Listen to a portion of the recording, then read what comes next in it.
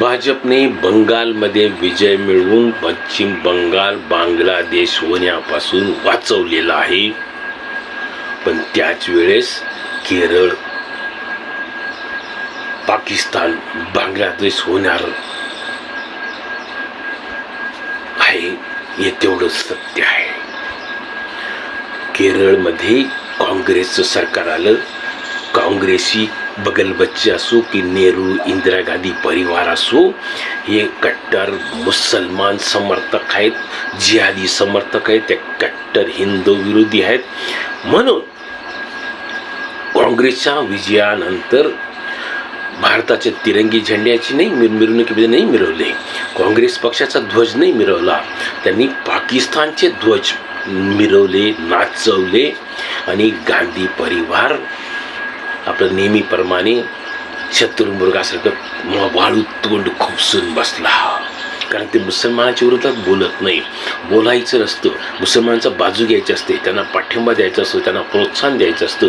बोलायचं असतं ते हिंदूंच्या विरोधात, टीका करायची असते हिंदूंच्या विरोधात, बदनामी करायची असते ती हिंदूंची. मुसलमानाचं कसं काय, तो मुसलमानांसाठी न्याय लावू शकत नाही.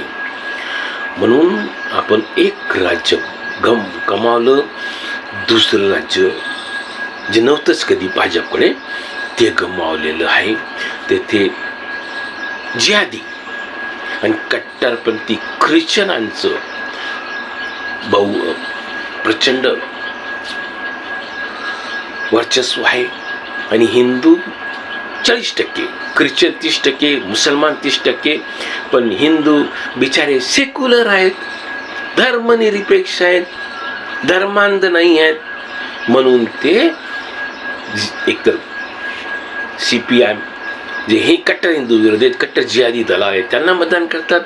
नाहीतर मग हिंदू विरोधी आणि कट्टर जिहादी समर्थक असलेल्या काँग्रेस पक्षाला मतदान करतात. आणि केरळला ख्रिश्चन आणि मुसलमान करण्यासाठी हातभार लावत आहेत. जे काही भाजप विरोधात, मोदी विरोधक, हिंदू विरोधी आणि जिहादी दलाल असले ते म्हणतात की केरळ सुशिक्षित आहे म्हणून तिथे काँग्रेस जिंकली म्हणे, तिथे भाजप जिंकूच शकत नाही.